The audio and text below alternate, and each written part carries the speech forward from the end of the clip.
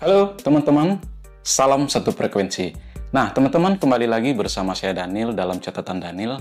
Dan dalam kesempatan kali ini, kita bakal sharing tentang ilmu pengembangan diri. Nah teman-teman, di dalam kehidupan kita mengenal yang namanya life skill atau keterampilan atau kecakapan kita dalam mengarungi kehidupan. Nah kali ini kita akan coba sharing tentang 8 kecakapan hidup yang wajib kita miliki agar kita bisa survive di dalam kehidupan. Nah, ini adalah merupakan sharing tentang pengembangan diri, yang mana sharing ini saya ambil dari buku Life Skill yang ditulis oleh Pak Yodi Antariksa. Nah, seperti apa pembahasannya? Yuk kita simak bersama. Seperti yang kita ketahui bahwa saya coba bacakan teman-teman, life skill atau kecakapan hidup ini bisa dimaknai sebagai serangkaian keterampilan kunci yang dibutuhkan untuk mengelola tantangan hidup sehari-hari demi meraih kesuksesan yang optimal.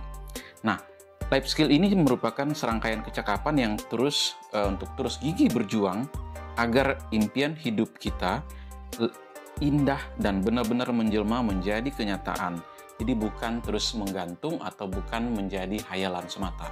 Nah, teman-teman, kalau kita boleh ungkap atau boleh sharing terkait dengan kecakapan hidup ini, teman-teman. Jadi, apapun profesi kita, memang kita memerlukan yang namanya kecakapan hidup. Apa saja kecakapan hidup yang bisa kita praktekkan, bisa kita pelajari dalam kehidupan kita. Tadi Pak Yodia sudah menceritakan di awal bahwa ada 8 kecakapan hidup yang dapat kita latih sebenarnya di dalam kehidupan kita, di mana kecakapan hidup ini tentu saja bisa mendorong kita untuk terus survive di dalam menghadapi kehidupan. Jadi yang pertama tadi adalah self-learning skill. Nah, intinya adalah kecakapan hidup untuk terus belajar secara mandiri. Nah, demi pengembangan diri yang optimal. Jadi tujuannya adalah agar kompetensi dan skill kita bisa terus tumbuh.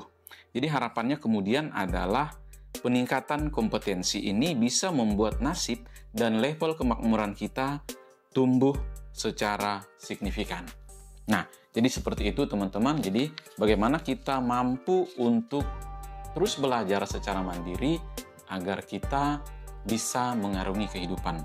Kemudian yang kedua adalah grit and resilient. Nah, beragam riset empirik misalnya telah dilakukan untuk melacak variabel yang tentu saja bisa menentukan seseorang dalam meraih sukses. Nah, salah satu variabel kuncinya adalah life skill yang kedua ini, yaitu grit and the power of resilience. Nah, jadi secara ringkas, grit atau daya resiliensi ini dapat diartikan sebagai kegigihan.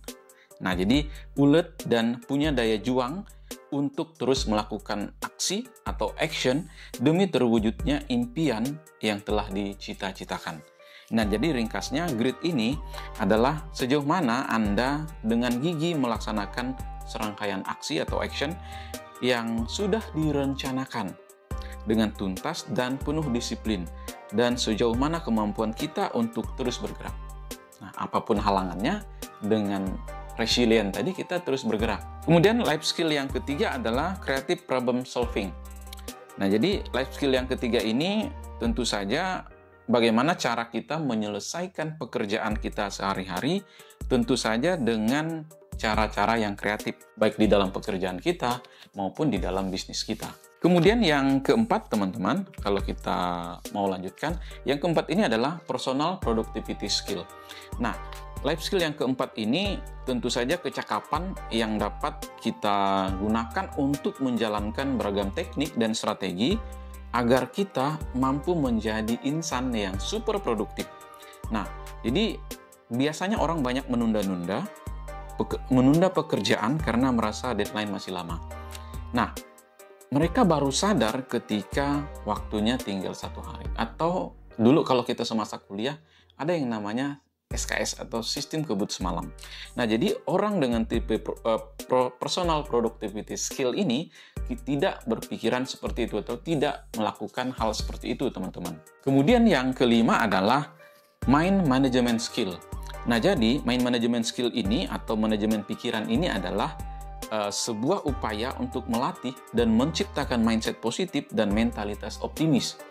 dalam proses memperjuangkan dan menaklukkan beragam tantangan dan masalah dalam hidup. Nah, jadi teman-teman, yang kelima ini bagaimana cara kita memiliki atau mengelola pikiran kita agar tetap optimis dan tetap produktif. Kemudian yang keenam teman-teman adalah professional manner. Nah, jadi yang dikatakan professional manner ini adalah kecakapan untuk menunjukkan tata cara atau etika kerja yang profesional, atau seperti bagaimana kita menampilkan diri secara profesional baik saat berinteraksi dengan orang lain maupun di saat kita bekerja. Misalnya seperti yang kita dicontohkan di sini, kita terampil atau profesional saat kita menjalani pekerjaan yang kita tekuni. Tidak jarang kita melihat hal-hal yang kita anggap remeh atau kecil, meskipun sebenarnya itu sesuatu yang besar, tetapi kita sering meremehkan. Misalnya, saat kita datang ke sebuah meeting, kita justru berpikir terlambat atau ya tidak perlu terburu-buru, toh juga nanti akan ada orang yang terlambat. Nah, jadi professional manner ini teman-teman semacam suatu kecakapan atau etika kita di dalam menghadirkan atau sikap kita di dalam menghadapi pekerjaan secara profesional. Kemudian yang ketujuh adalah digital literacy skill. Nah, digital literacy skill ini teman-teman, seperti yang kita tahu bahwa sekarang eranya digital, jadi ini semacam kecakapan kita untuk menulis atau untuk menyampaikan secara runut dan baik dengan agar maksud yang kita ingin sampaikan ini dapat diterima oleh si penyampai pesan atau si penerima pesan. Nah, jadi teman-teman, istilahnya kalau kita lihat kecakapan kita di dalam menghadapi era digital. Nah, seperti apa era digital ini dapat kita manfaatkan baik untuk meraih kesuksesan dalam pekerjaan maupun di dalam kehidupan kita. Kemudian yang terakhir atau yang life skill yang ke-8 adalah money management skill atau keterampilan di dalam mengelola keuangan. Bagaimana cara kita menghasilkan uang? Itu pilar pertama. Kemudian pilar yang kedua, bagaimana cara kita mengelola bijak membelanjakan uang yang kita hasilkan. Yang kita belanjakan, kita investasikan.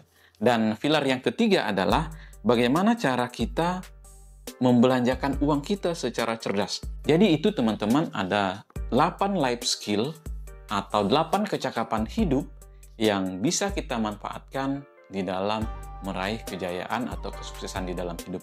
Nah, buku ini sebenarnya sangat menarik teman-teman untuk Anda baca. Jadi mudah-mudahan informasi ini bisa bermanfaat dan membuat Anda terinspirasi.